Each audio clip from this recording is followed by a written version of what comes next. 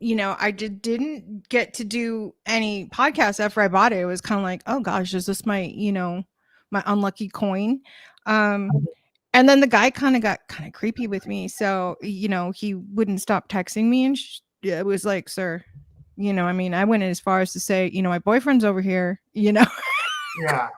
Yeah, well, but we're live. We're live now. Sorry, and I can sorry. edit that out if we need to. But hey, guys, we got Eve Howard with us. We're gonna have an amazing show. Eve's a really Sorry. good friend of mine, and we're gonna get into a really good show tonight for you guys. So I'm gonna the intro. We'll get started, and then it'll be yeah.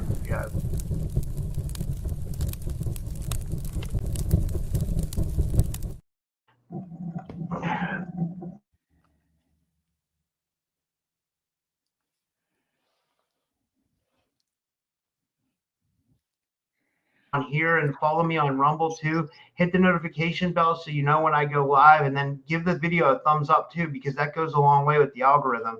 But like I said, my friend tonight, like I've celebrated her birthday with her. Like we've been doing podcasts together for a long time. We did a birthday episode before with Eve on here, yeah, and like she's amazing. She's a healer. There's so much I could say about her, but I'm gonna read her bio. I wrote, tonight I welcome back healer, dreamwalker, and spiritual warrior Eve Thunder Howard of Rising Spirit Reiki Healing Center. Eve is well known for her work in the SSP and MILAB survivors reclaim their sovereignty by guiding them through dreamwalking, astral travel, and deep trauma healing. She's breaking artificial dream loops and lifting the veil on unseen spiritual battles that keep consciousness trapped. This isn't just an interview, it's an activation. And I also wrote in this mind-bending episode, it kind of repeats. Sorry, but yeah. With all that said, I'd like to give her a big warm welcome back to the show, my good friend Eve Howard. Eve, thanks so much for coming back on. How are you? Amazing. First of all, I just want to say, thank you for having me on again. Yeah, my name is Eve, and I'm the creator and host of Prime Declassified and Prime Indigenous. I wasn't doing a lot of work with Prime Indigenous, but I've been able to get quite a few guests interested in, and so hopefully we'll get a little bit more than what we've been doing. I did have to take some time off, which, I just figured, oh, it'll just be a break between seasons. We were coming up, we celebrated our second anniversary for Declassified on August 16th, I believe. So again, I'm also the founder of Rising Spirit Reiki Healing Center. And my work is about, guiding people into, healing, manifestation, and freedom, because especially with those who have been through profound or, even hidden forms of trauma. So anyway, I'm also a certified trauma life coach. I got certified earlier this year.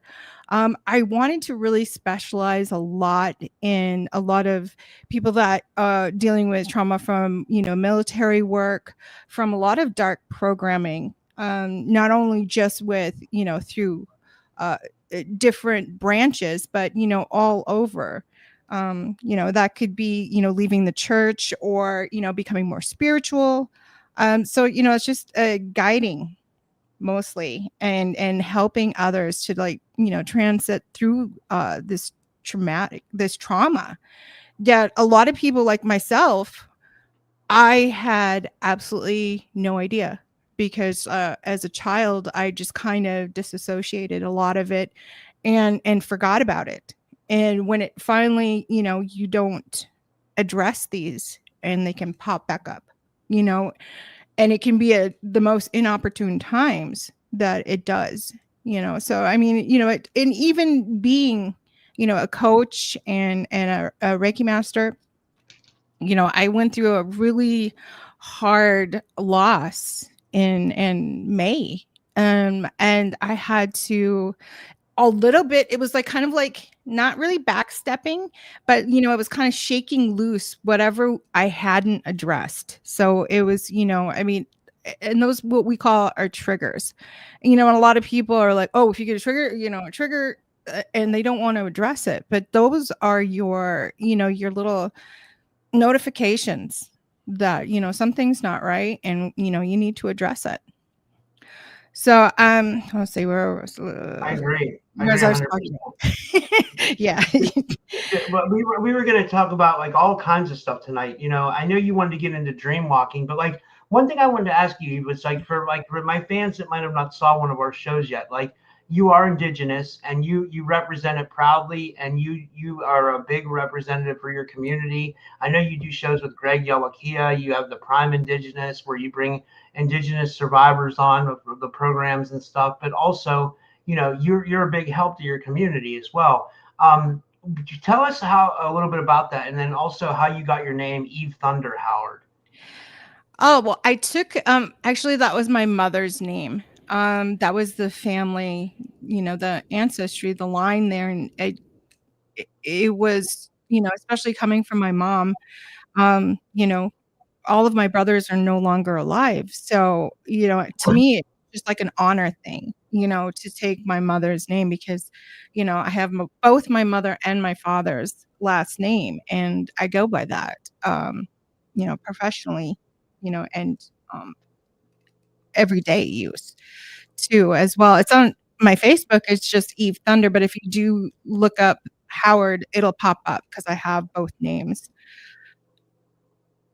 Okay. What you're saying? Oh, yeah, you were saying about what I do to, help. I kind of feel like I was like brought. Um, let's kind of back up for a second. I've talked about it before, but both my parents were brought into the residential boarding schools at a very young age, and my mother lived there year round, so she didn't have parents. Her mother passed away when my mom was 12, and her dad passed away when she was 6 months old. So my mother was raised in this environment, which I've talked about before, which I kind of feel like they were, grounds for a lot of the M dot, MK program. Ultra. I think we can say it. It's yeah. I'm not sure what we can say, so I'm going to be talking kind of weird. Um, Mm, and not really in codes, but I mean, I just don't want you to have any issues with yeah. this. But a lot of the things that my mother went through, kind of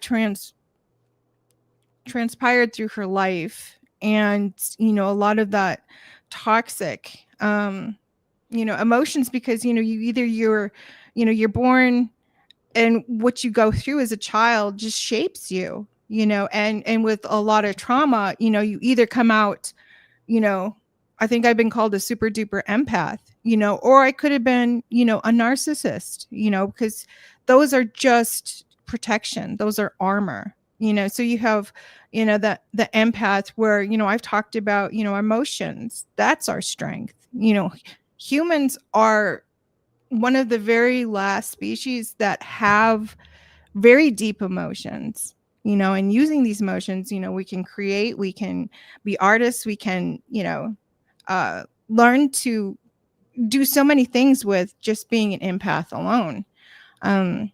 So I just feel like emotions are strength.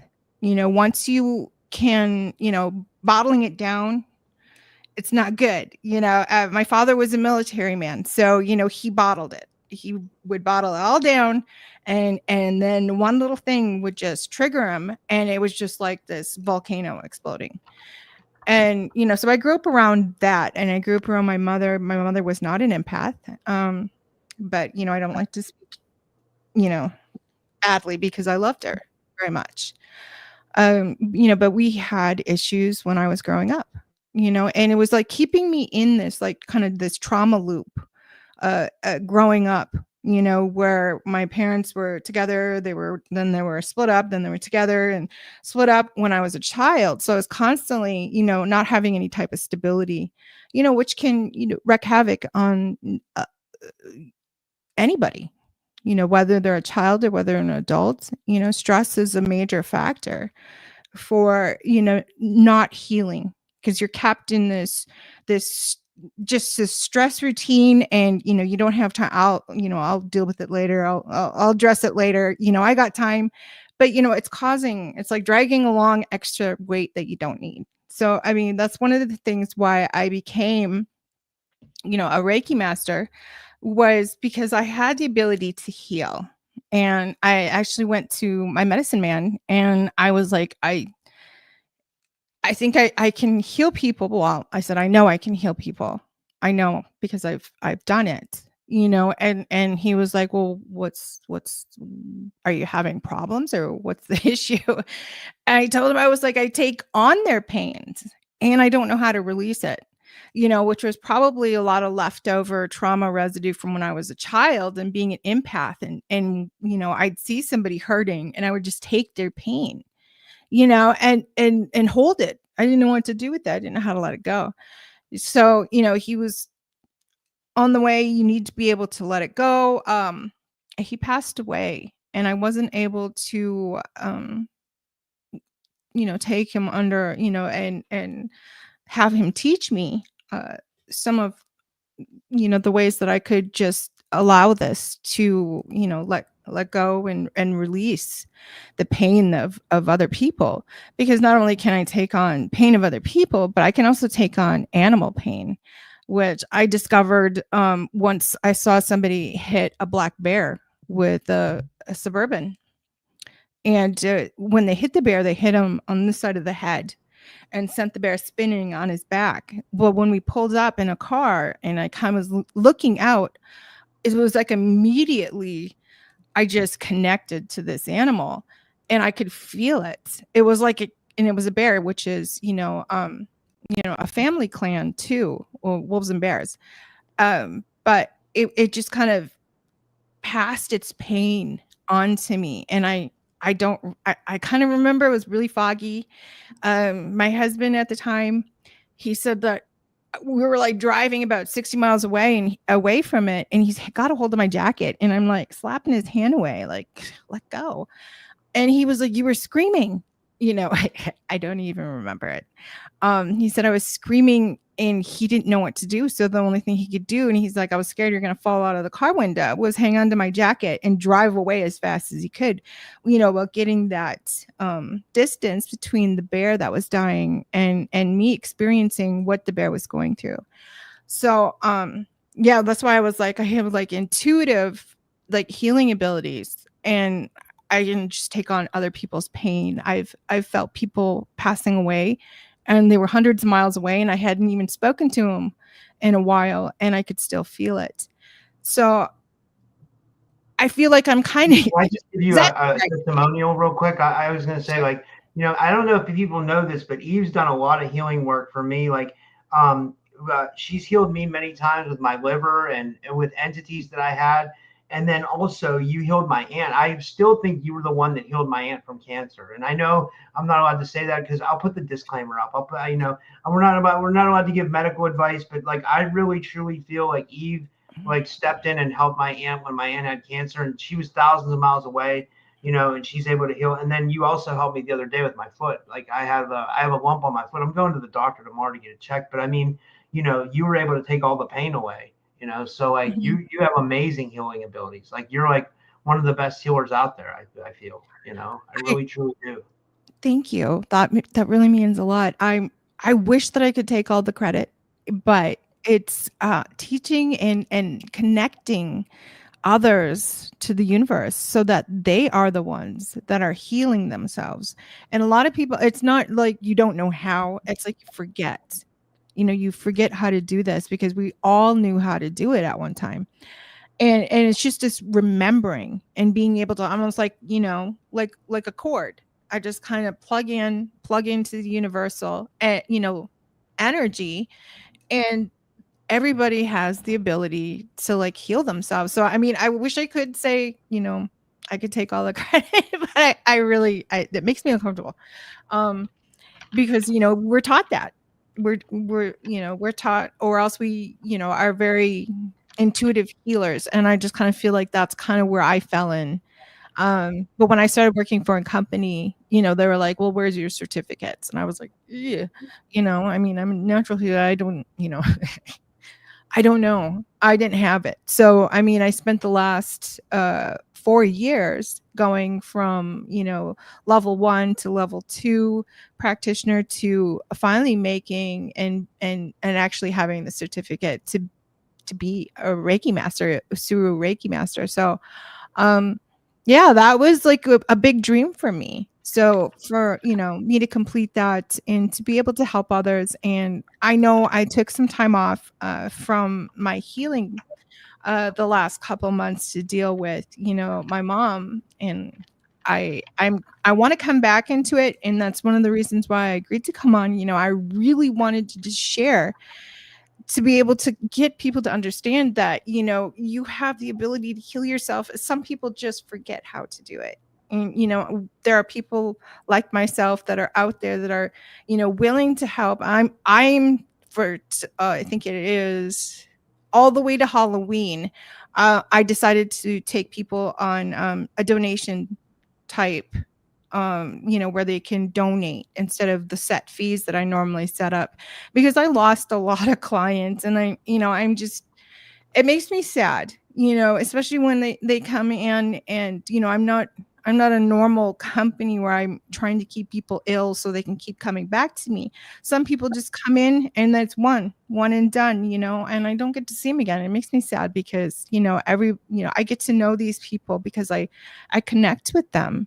So, it feels like a friend, like losing a friend. So, I just figured I would do something different that I've never done before, and do a donation type business for right now. I was actually thinking about, kind of dabbling with like a nonprofit and just offering services because, it means a lot to me. If I'm not doing something that I love to do, it's takes away a lot, because I have excess energy too. I wake up and it's just like, ugh, I have so much energy. What else we can talk? Oh, we were going to talk about dream walking. Yeah, I was going to ask you, what's been going on with your dreams? You've been really active in the astral, or what's going on? Super active. It's been insane with the energy that has been going on. I'd probably say the last 3 months. So what started in May was that, my mother passed away, and I was, I had my partner spend the night because I was, feeling really low. And I went to sleep. And okay, I'm going to say right now, I don't have any type of disorders, or I don't take medication for anything. So I don't know what this was, but to me, I'm going to say it felt like a seizure. As I'm falling asleep, I could tell there's all this energy around my head. And I was just like, whoa, whoa, whoa, whoa. This doesn't feel like the normal type of tingling that I get. This felt very different. This felt very strange, and unfamiliar. And so as I was reaching over, because I was trying to alert, my partner what was going on, I had this, it's almost like my whole muscles just kind of seized. And whatever I did, I woke my partner up, and they rolled over and they were like, "Oh, are you okay?" And just like that, boom, woke up in this astral place with my partner. And we were walking around going, where are we? I'm freaking out because I'm like, I don't recognize this place at all. And we're in a house. We were in like a bedroom, and we got up out of the bed, which was really weird. Walked outside. Okay, walked around the house. It was kind of like a longer, maybe a modular home or something. I walked outside, and there was like a porch, kind of like went along the side of the house, but it was really long and thin. It wasn't really a big porch.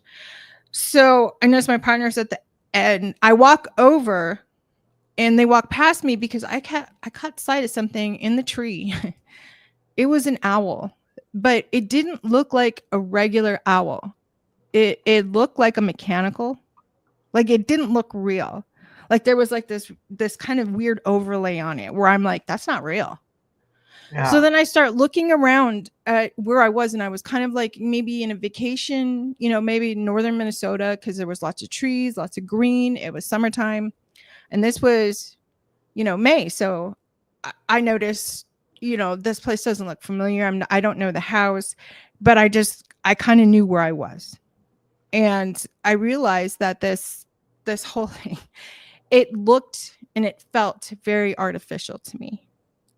So I go back in and I realized, with that owl there, that's a watcher. I'm being watched for some reason. And so I'm like, okay, I'm not in any danger. I don't feel danger. I'm not scared. I went in, and as I walked in, my partner was standing by the door. I walked in probably about maybe 10 feet from them, and I just crumpled on the floor, and I had another episode. I won't say it was a seizure because I don't have epilepsy, and I've never had anything like this happen before. But this person comes running, or my partner comes running over to me because I'm on the floor. And as soon as they touch me, bang, they're gone. I sent them back to where my bed was. And they woke up here. And I'll get back to what happened after that. But as I go into this, I realize that my mother is standing behind him. And she's like, "What are you doing here?" And I was like, "What are you doing here?" I wasn't going to answer her question. I wasn't going to tell her, what I was doing there, because she would have been like, "What?" So I just asked, "What are you doing?" She's like, "I'm house sitting." But she was house sitting for my ex. It was really weird. And I was like, "Okay, well, where are they? They should be back." And I was like kind of roaming around. I walked outside, and there was like people coming in. And people I didn't recognize. People, it was supposed to be a reservation, but there was like all these residents coming in. And I'm just like, I don't recognize anybody. And I come back inside, and I must have missed my ex coming in, but he's in the kitchen and he's making snacks for everybody. And so I just kind of stop and I talk to him. And usually we're fighting or arguing, or he's trying to keep me there, or something like that, in a couple of other dreams where I've, been around him. And we just kind of talk, and I noticed that his right arm is amputated, and there's almost like a little not fully healed, I can see. So I'm just like, oh, that's not right. So I leave, and I know that I have to get out. I have to leave. I have to get out of wherever I am, wherever this artificial realm or strange dimension that I'm in. I know that my whole, thing, the goal is to leave. The goal is to get out. So I walk into the bathroom because I'm thinking I can get out through the mirror. So I walk into the bathroom, and everything's there where there's like two lights, where the mirror should be. There's no mirror. It's just wooden wall. And I'm like, great. So I leave there, I go back outside, and I talk to some people, and I noticed a friend of mine was sitting over there, and I was like, "Hey, I haven't seen you in a while." And she's mad at me, and I'm just like, okay, whatever. And so I don't know what she did, but she got all these other people mad at me. And so I had all this big mob trying to come at me. And I'm like, I need to leave. I run into my mother, and I said, there's a truck down there with doors open, the keys in, let's go. So we make it for the truck. And just as we get there, the mob catches up to us, and somebody just tackles my mom. And I'm like, okay, this is not going down like that. So I walk around the truck, and they're gone. And I'm just like, okay, so that wasn't real. What are they trying to do here? And what they were trying to do is they were trying to put me in all these situations that I had failed, not only in this life, but in the astral as well. So they had my ex there. We didn't have a good relationship. I knew right away, looking at him, that this wasn't real. I tried to leave via a mirror portal, could not do it. I was chased by an angry mob, but all I kept doing was just escaping him. I would just jump over a fence, or go through the backyard, or go into a house, and I would lose them. So I wasn't going to sit here and fight, some, mob that probably wasn't real. And I managed to talk to this gentleman, and he's like, "Oh, a friend of mine's leaving here in like 15 minutes. And I was like, cool, I got to ride out. So anyway, I missed that ride. I can't find him. I go back into the house, and I noticed that there's like a series of tunnels underneath everything. And I like kind of peek down a little bit and I hear some people playing, like, I think it is Texas Hold'em. I hear a poker game going on. And I'm like, okay, that can't be real. I was like, I'm not going down there, you know. That's just it. I know that that is fake, but everything felt to me like I was in Legoland. Nothing felt real. It felt very simulated. It felt very artificial. The people just kind of, you know, almost like a simulation type people, where there was the, Yeah. you know, not really any depth to them. Um, and I got a ride out. And just as I jump in the car and take off, I was in the back. I think I was in the back of a truck. As soon as you get past a certain point, it's over. I made it out. So, you know, with that, I'm tingling right now. But yeah. So anyway, going back to when I sent my partner back. So the next morning when I wake up and I have memories of this, I asked my partner, so was anything weird happen at all? Do you remember anything? And they're like, yeah. The weird thing is that like you were like bumping into me. Like I was like on my back and you bumped into me. I felt you move and you were kind of like making weird noises. So I flipped over and I'm like, are you okay? And that's all I remember.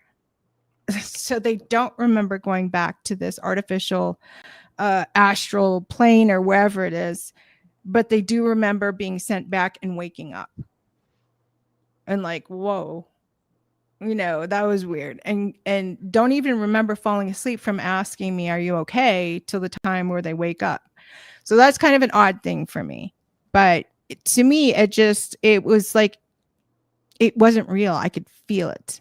And it was like I was being, I wouldn't say graded on it, but I would say that they were throwing everything they could at me to see if I was going to fall for it and just kind of go into it and, you know, take on, you know, this is really happening. You know, I'm aware fully that this isn't real. I'm aware that I'm aware that I'm being watched, that, you know, they're watching what I'm doing. So that was kind of a strange thing that happened in May. And I've had previous weird occurrences. You know, I've been coming out of my body since I think it was like 2001. Wow. I was yeah, I was out in the woods and I saw this big blue orb that was probably about 5 to 6 feet, really tall, really big. It was round and I could see through it. And it was just traipsing around in the woods. And after that, I started, you know, I didn't put the connection together right away, but I realized that after seeing this orb that I started to like leave my body. And it was terrifying at first. You know, I had no idea whether I was getting, you know, jumped by dark entities. You know, now I'm well aware of, you know, what happens, and, you know, being able to talk to people that are going through this and to be able to help them, you know. Um yeah, that feels good. You know, I feel like this is where, you know, my path is going, and, you know, I'm securely on the path. And, you know, whatever drops in front of me, I can find a way to, you know, uh, rise above it and keep going.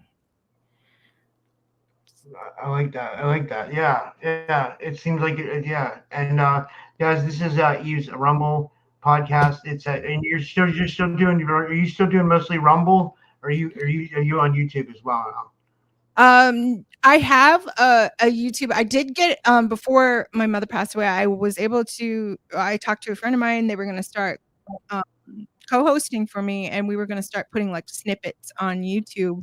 But like I said, it just seemed like everything just kind of got thrown at us. So I don't know if it was just something telling me don't go in that direction, you know, or it was just telling me not at this point.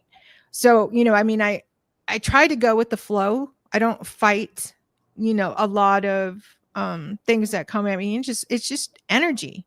You know, you're wasting energy fighting things like that. You know, you just have to be able to um be a little bit more spontaneous and, you know, figure things out, and being able to reach out to others because we're not meant to be solitary creatures. We're meant to be, living in communities, helping each other and moving together, not leaving anyone behind. Yeah, and Tiffany says in the audience, she said, "This is a great episode." She said, "Eve is so resilient." Yes, I feel like that. Yes, my mother had, brought me up really hard, and to be very independent because, she was, um, you know, it, I was happy enough to be able to be very easygoing like my dad, So I feel like I got the best out of both parents, which is what you should do because, not we're all kind of, all suffering a little bit from generational trauma, from our parents who were parented and their parents were parented, and they learn things and things have changed, and we're seeing it in the generation, but I think that's intentional. Myself. Have you had any epiphanies on, like, remember we were talking, you were saying that you think your dad might have had reptilian, well, I guess we all have reptilian DNA, but you said that your dad might have had like you saw him as a reptilian before or something like that. Like, have you like Yes. I was able to get a hold of a really somebody who is able to speak with, people that have passed on. I can, but it's more or less there's like a little frequency that I can't quite hear sometimes. So then they show me images and stuff, and that's kind of, I guess I'm just like, a younger child when it comes to, there are some people that can tune in and hear exactly what they're saying. So after the night that my father passed away, I had somebody speak with him and let him know, everything that I wanted to tell him that I didn't get to. And I saw my dad too. I just saw him, standing in the hallway. And when I went to look up, because I saw the pants, I saw his legs in his pants, and then I looked up and he was gone. But they told me that I wanted to see him in his true form, and he was against it. He didn't think that, he didn't want me to see him like that. So he said, one day you'll see me, and you'll see me in my true form when you're least expecting it. So for like the last 3 years, I've been, or actually about 2.5 years, I had been waiting to see him, and I finally just forgot about it. And I got up in the middle of the night to go to the bathroom, and it was like 2 a.m. I turn on the light, and there he is. And it was just like, it was almost like time just stopped. And then I don't remember. I don't even remember, crawling back into bed. So I mean that's a memory that just kind of stays there. And I remember just being surprised, but not like I immediately recognized him, his energy. I mean, I guess if I wasn't able to recognize him, I would have been terrified probably. But I mean, I could feel him. Yeah, he was, definitely reptilian. it's amazing. So that's okay. Yeah. and do you feel like going back to the astral stuff, do you feel like you're being used as like an astral like warrior, like an astral soldier, like a time soldier or something like that? Do you think? I have lots of really memories. I can kind of go back and remembering these, of being like in 1950s, 1960s type clothing, with like a really big bouffant in my hair, wearing like the crinolines underneath my skirt, and wearing heels, kind of like that whole 60s garb, I think one of my very, very, very first memories was kind of becoming conscious and realizing that I was on like this cold metal table and looking over and seeing these windows that were really high up, but it was complete darkness. You couldn't even see anything, no street lights, no nothing. It was just complete black. So a lot of people that I've spoken to have it says it reminds him of, you know, the dark side of the moon. So. Wow. You think you have ties to that? Like maybe the dark side of the moon? Or like you've been taken there or something? Yeah, I was speaking with somebody that has like an altar that is in that position, and they knew me. So, you know, Yeah. they knew of me. You know, I actually I did get to meet with Peter the Insider, and he validated quite a few of the memories that I had, and you know, validated quite a bit about these unusual memories that I had when I was a child. So, and let me just say that, you know, a couple of video games, I won't name them, were definitely something that I went through, and I was told that I was the only one that survived so far. I was the only one that rewoke. Everybody else has not, is what he explained. So, yeah. Wow. But it was severely traumatizing. We have a question from the audience. This is from this is from Armando Imus. He says, I don't know if this. He says, question for you. He says, does she feel her past relatives are stuck in the astral? My mother was. I wouldn't say she was stuck in the astral. It was almost like she was kind of stuck. I would say kind of a own jail cell of her making, and she was able to get a message through, and this was after she had passed away, and she got a message to me, and she wanted to tell me she was sorry, and asked for my forgiveness. And you know, I'm sitting there, and it was just like a Japanimation, just like in anime. My eye, you know, my tears were just. Oof. But I told her, I was like, I had already forgiven her in January. You know, months before she passed away, I had to forgive her. I had to forgive myself, and it was so liberating. Oh my gosh, it was just boom. I felt like I could have just flown. You know, I was, and for me to be able to do that for her, you know, I mean, I was able to release her, and she was able to go and be with her loved ones and be with her family members, because, you know, she had been stuck, you know, due to whatever darkness that she had accepted, you know, and it doesn't matter. It doesn't matter if you end up there, you know. I mean, all it takes is someone, you know, that to forgive you and to allow you to forgive yourself. And you don't even know how powerful that is. That is like the biggest key, and nobody understands. What can we do? What, you know, how can I make this? Forgiveness, love, and unity. That is the most strongest thing, was we're stronger together. And that's the thing they don't want us to be. They don't want us to be together, because, you know, that otherwise they wouldn't be, you know, all these distractions, you know, there wouldn't be all this fighting and this division.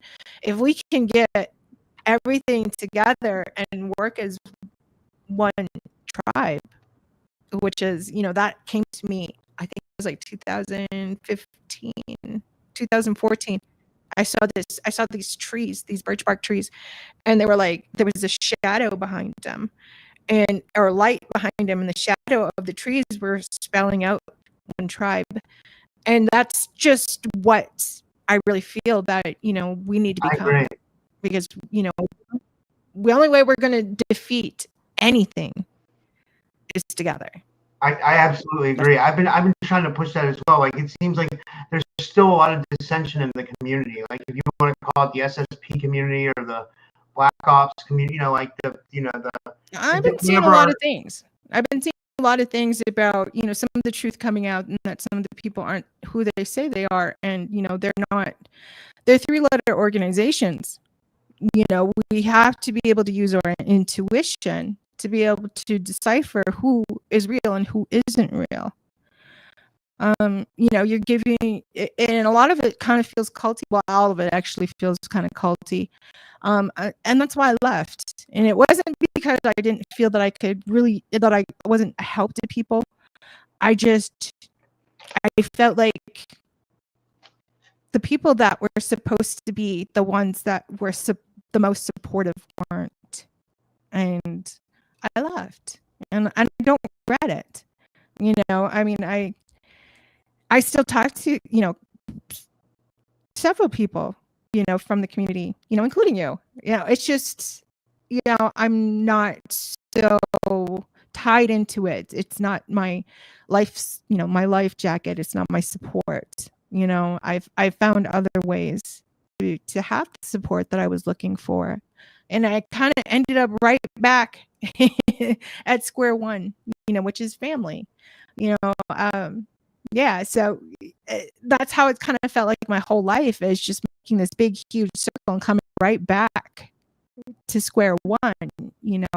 I mean, even growing up in a rural area where I lived on a reservation, and, a lot of people are saying that there are, under our feet type bases, that there are times on the reservations, and I can feel that every time I go to one. It's just, I think a lot of these people in disappearing recently too. I mean, I hate to say this, but a lot of Indigenous people are going missing, and there's no attention to any of it whatsoever. None. And we're talking probably, I think they worked it out to 11 people are go missing every day. Wow. Do you think that ties into like, do you think that's like the human trafficking, and even further the galactic slave trades, like non-human trafficking? What's that? Non-human trafficking. Yeah, like reptilians or something. Yeah. Yeah, I can see it. I look at someone, I'm like, reading program. I look at, other people, but I mean, how can you say anything, because this is just a feeling, but it just feels, and now people are questioning it. Are the reason why the people aren't looking for them is because they know who took them. I mean, there are lots of questions, in Indigenous communities on where are people going? Where are our women going? Where are our men going? Where are our children going? And there needs to be, some sort of a spotlight on that. We're all, together in on this. I don't care what planets we all come from. We're all here now. That's what matters to me. Yeah, I agree. It's like there's like that missing 411 where people go missing in national parks, but the native. But it seems like the native, like even up in Alaska, like they say Alaska is really bad. Like people get taken, like native women get taken from Alaska. Do you think that's like women being used for like breeding programs, like you said? Oh yeah. Oh yeah.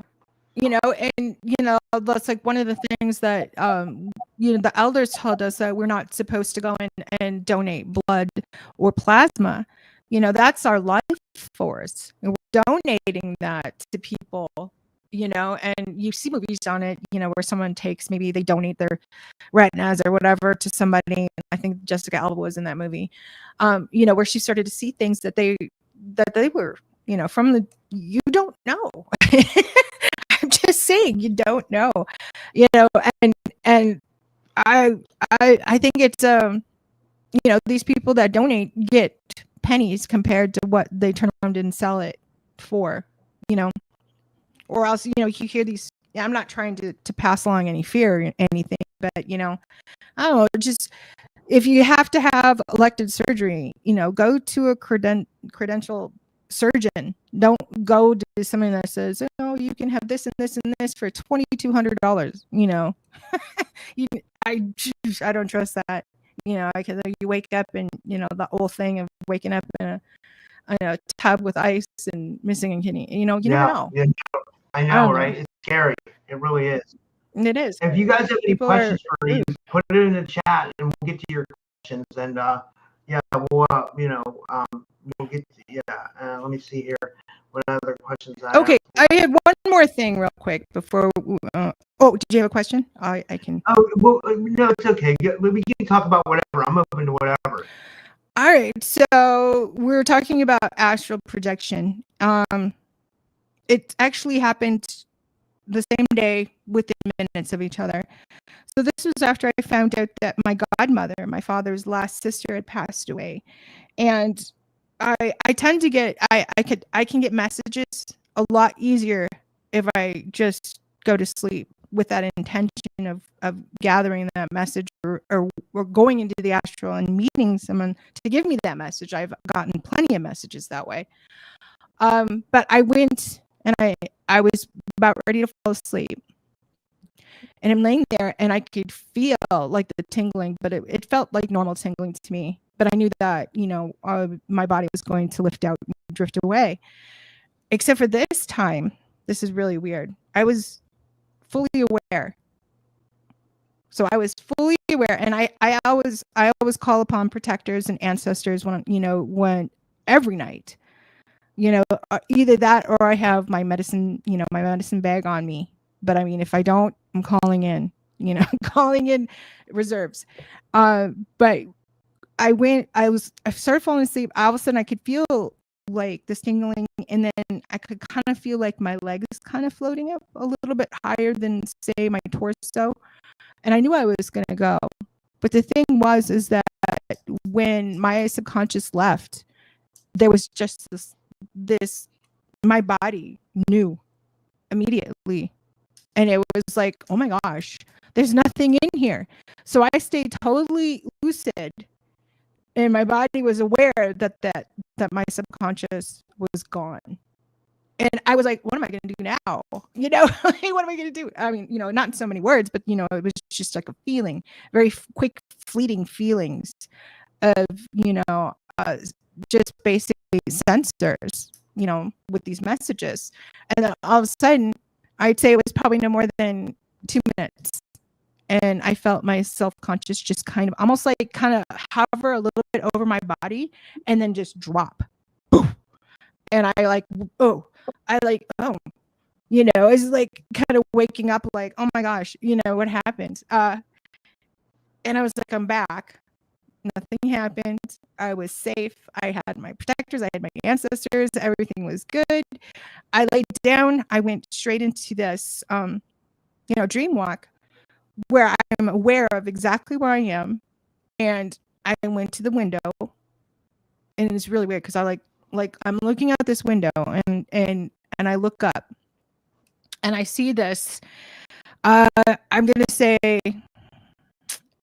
oh geez, I can't remember now. It was a black and white bird, like a mockingbird, maybe something like that. It was a black and white bird, and I see it in the sky, and it's flying towards me, and it's carrying this branch, and it seems like, wow, this bird shouldn't be able to carry this branch because this branch looks pretty big. And as it gets closer, I start to see these blossoms on this branch, and they're like purple. It is so beautiful. And the bird just took it because, usually after a little while, the leaves will start to curl. And everything just looks so vivid. And I'm sitting there and I see this and I'm like, oh gosh, I have to get a picture of this, and I was like, reached in my back pocket, which is really weird because normally I don't do this. And I take my phone out and I'm lining up a picture, and I got it. And I'm trying to make sure the bird's in it. I noticed that the bird is wearing, I think it was either a hat or a scarf. And so I took a picture, and the flash, and I forgot that the window was there. So this flash kind of, messed with me for a second. And I look, and the bird is gone. But I really feel it was my aunt, letting me know that she was okay. And, she handed it. I think it wasn't exactly lilac bush, but it was something very similar. It had beautiful purple flowers on it, and she brought that to me, and I knew it was her because why else would a bird be wearing a hat and a scarf? Because I knew that I was going to see her, and she was passing on that knowledge to me. And I realized that her Indian name, her indigenous name that she was given was translated was echoing thunderbird. Oh, it's cool. So she kind of gave me a little echo and let her know that she was okay, she was happy, and I was like, I felt good after that. But were just really strange occurrences, and things like that have been going on my whole life, and I've just gotten used to it. I can tell, like, birds, like, oh, if you're lucid dreaming, you're not supposed to be able to read print, you're not supposed to be able to use your phone, you're not supposed to eat, you're not supposed to drink, you're not supposed to sleep. And I have done all of that, and all of these really dreams where I'm like, I know that it's a dream. I've even messed with like some of the rules, of that astral, dream, where I've been somewhere and I'm like, you know what? I'm not going to walk, and I'll just hop up in the air and I'll be in like zero gravity, and I can just push off of things and just go. Yeah, it's gotten to the point where I actually look forward, to night times, because it offers a sense of freedom of letting my body, charge. Your body needs to sleep, but your subconscious doesn't need to.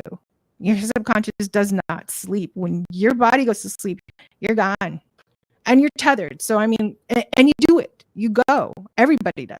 So it's, don't be like, oh my gosh, I can't sleep now. I'm going to get lost. No, you're tethered. I just call upon, protectors, any of them. If you can call upon archangels, you can call upon ancestors, you can call upon guardians, you can call upon spirit guardians, and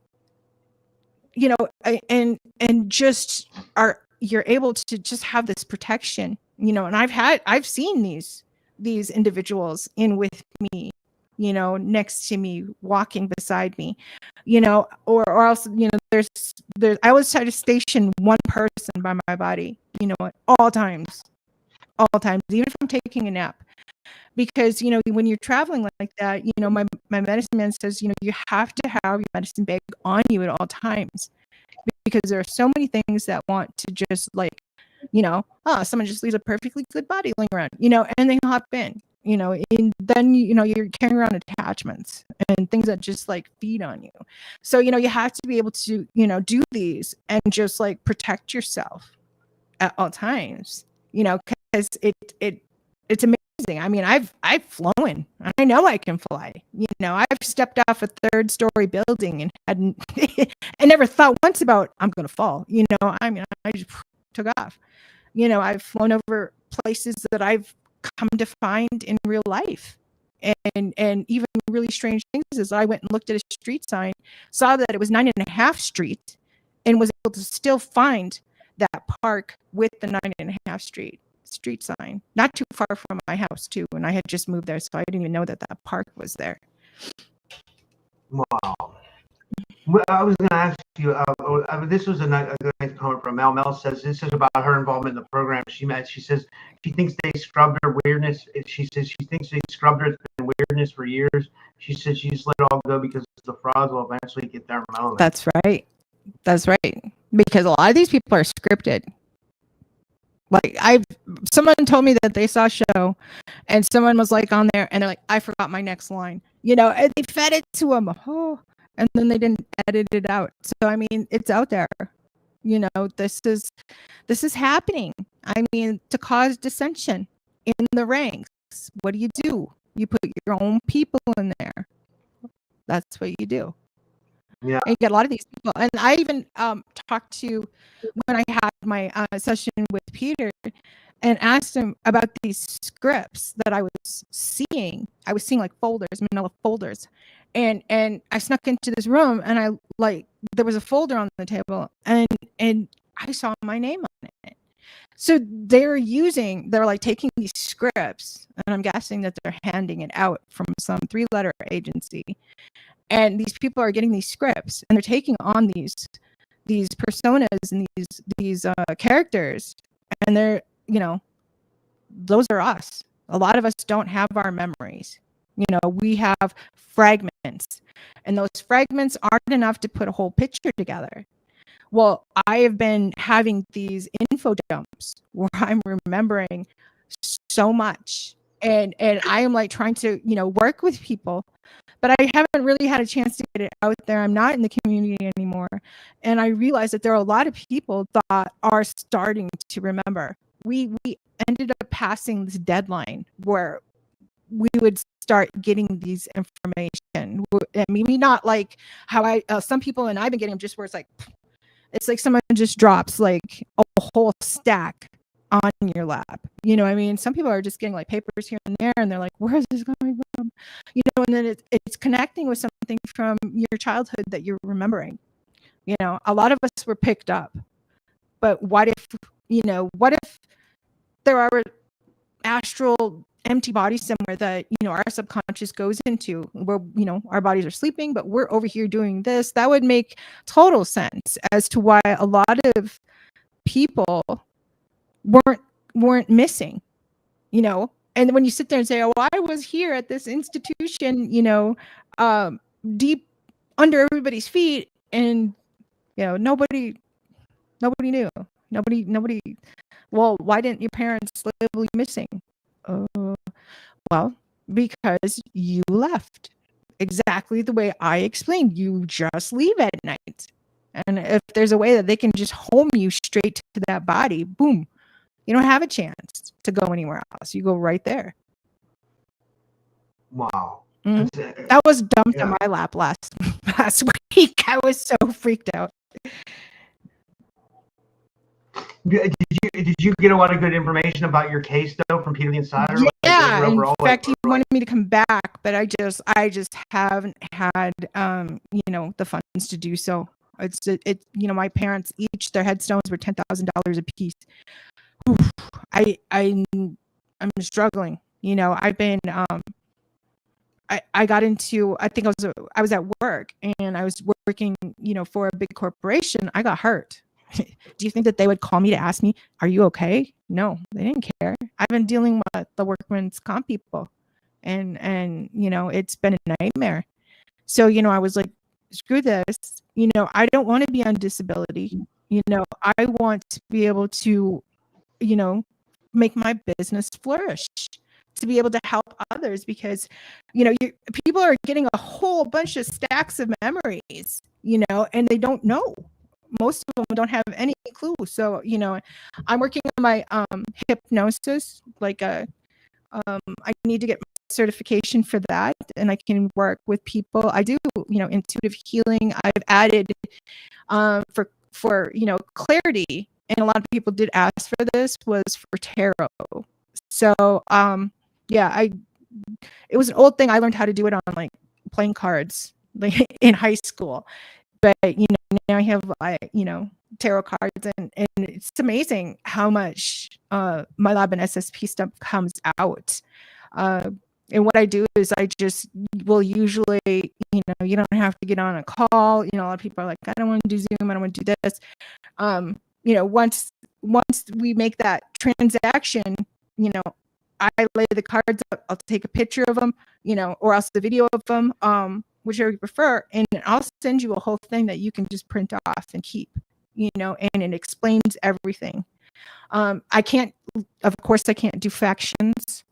And so if you come to me and you want to know, where you were at this point or that, I can give you a brief idea. Most of it you already remember, it just maybe, you'll know. Because that's how I had to do it. Unfortunately, unless you can pay a lot of money to go to somebody and get your records, it can be a lot of money, Yeah, I agree. It can be. Yeah. I was seeing if there was any other questions or comments. Another really good comment from Mel. I was seeing. Let me see here. Oh, this is from Jason. Jason wants to know, do you have an opinion on like frog medicine or like psychedelics? Oh, It's like I'll just like yeah. psychedelics in general. Yeah, that's I've had wonderful, as long as it's all natural. You don't want to get into any of the chemical stuff, where you're like with the blank tea or anything, or what else? You know, the stuff that they gave you in the programs, you don't want to dig around with that. You're better off with, other frog medicine or ceremony, cactus button ceremony. What else? And of course, the fungi that, opens a lot of the memories, and you're seeing, it removes that. I mean, I've had people come to me and tell me that they can take their glasses off when they're on them and they can see perfectly. I don't see, I remember not needing my glasses, but I never thought, oh my gosh, I can see better without them, because a lot of us deal with the stigmatism and wearing glasses is because, are they putting stuff in our glasses, to keep us from being able to see things, seeing things the way they are. We kind of hit that, I think it was last year, where a lot of people are seeing some weird stuff and they don't know if it's real or not. Well, let me tell you, it's real.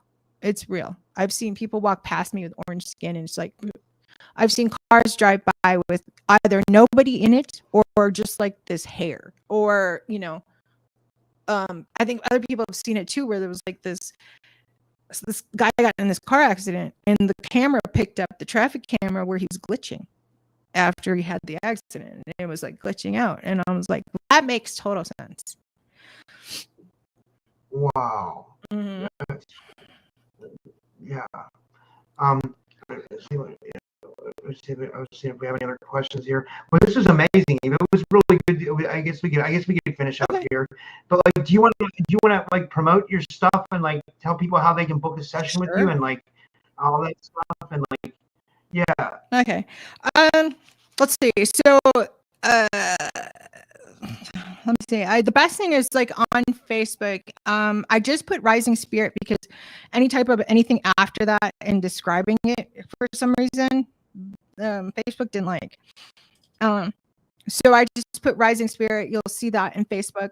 There we can schedule from there, or else you can reach me through email. And I've had a couple people reach me through email, and that's Eve Howard HOWARD 21 at mail.com. A lot of your phones will switch that, or your computer will switch it to Gmail. It's mail, MAIL.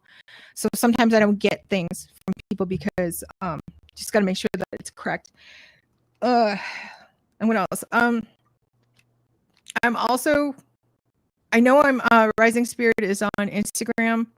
I do have a little TikTok for the podcast. So we'll be going back to that. I don't think I'll be doing it anymore. I won't be doing as many as you do. That would just, you have way too much energy. I don't have that energy, unfortunately. And this is all new to me. I'm an elder. And you always yell at me and say I don't think of you like that, but I struggle with technology. But I don't know. I guess if what I'm sharing like resonates with you in any way, shape, or form, I'd love for you to connect with me. So you can find me at on social media. You can find me with an email. It's changed to Rising Spirit Healing Center since I started adding the life coaching, the trauma life coaching.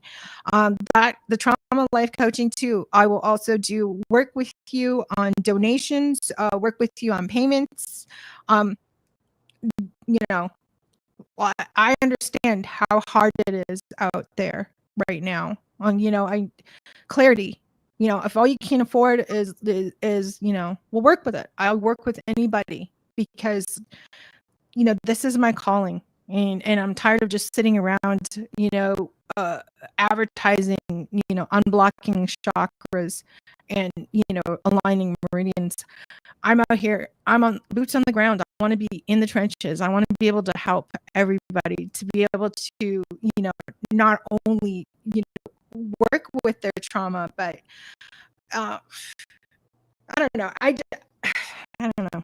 So if you're just like curious about wondering what what Reiki healing is, it's energy healing. We connect to a universal life force, and you're able to just heal on your own. I'm just the connection.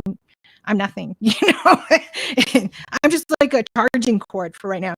So also, if you have questions about dream walking, any type of astral travel, or you're having issues, I also have a lot of friends that are paranormal.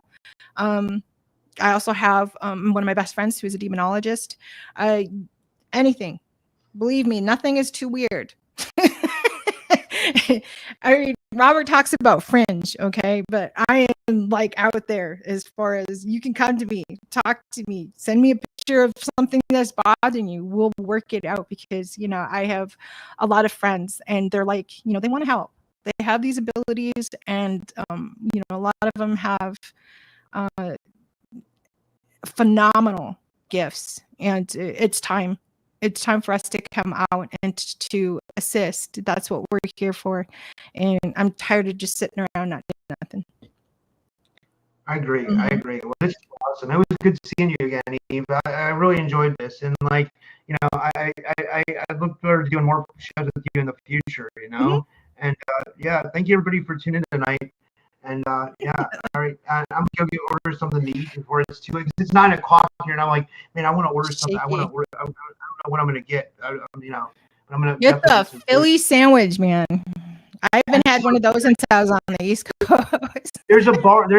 Yeah, there's a bar right up the street with me. They make a Philly cheesesteak. Yeah, like either that, or I might get like a Neapolitan pizza. That's one good thing we have here. Right? It's really good. It's like the pizza. It's so everywhere. It is. Like, I've never had pizza like I did when I lived in New York. When I lived in New York, the pizza, chef's kiss. It was amazing. So, you're in the right area for food, but I would be probably about 400 pounds if I lived down there. That's why I'm chubby. I love to eat. You're not chubby. I do love to eat. Yeah. But thanks. Yeah, it was amazing seeing you, even. I'm glad you're doing better, and I mean, like, you never were doing bad, but like, I know you went through family losses and stuff. So like, it's amazing to see you. Like, it's just like Tiffany said, you are very resilient. You're like, and you shine. So it gives hope for other people, And thank you, Tiffany, for that. That was very beautiful. I appreciate that. Yeah. All right. So I just want to say, this journey that we're on, it's about sovereignty. It's about freedom, and remembering the power that we all have inside of us. And I'm so grateful to be able to share a piece of my life, with you guys here today. So was I going to call you guys typical Skeptinites? I was like, there's got to be a really cool name for all of your viewers and your followers and the people that love your show. I'm one of them. So I'm proud to be able to say that, I am one of those. Oh, that's awesome. Yeah. Thanks, Eve. Yeah, that's great. Yeah. We got a nice crew of people, you know what I mean? Like, they're everybody's like really good hearted, and, we don't get many like bad, people come in the chat. It's all like people who have the same, ideals and beliefs, and, I love it. I feel really lucky. I feel, but yeah, and anytime you want me to come on your show, I'll come on. Oh yeah, don't worry about that. I will grab you. Probably I've just opened scheduling for September, October, or all the way to Halloween. I'm trying to book a Halloween special again this year with a paranormal. That's what I gotta do. Oh, by the way, I'm gonna have a Halloween party again this year. I think I'm gonna have a. Well, I think we plan on taping it, pre-recording it, so maybe I'll be able to make it this year. So. Yeah, I'll come for sure. Yeah, I will. Yeah, for sure. All right. Well, thank you everybody for tuning in tonight, and I'll see you guys tomorrow. I have shows with Coley tomorrow. We have 2, so I'll see you guys tomorrow.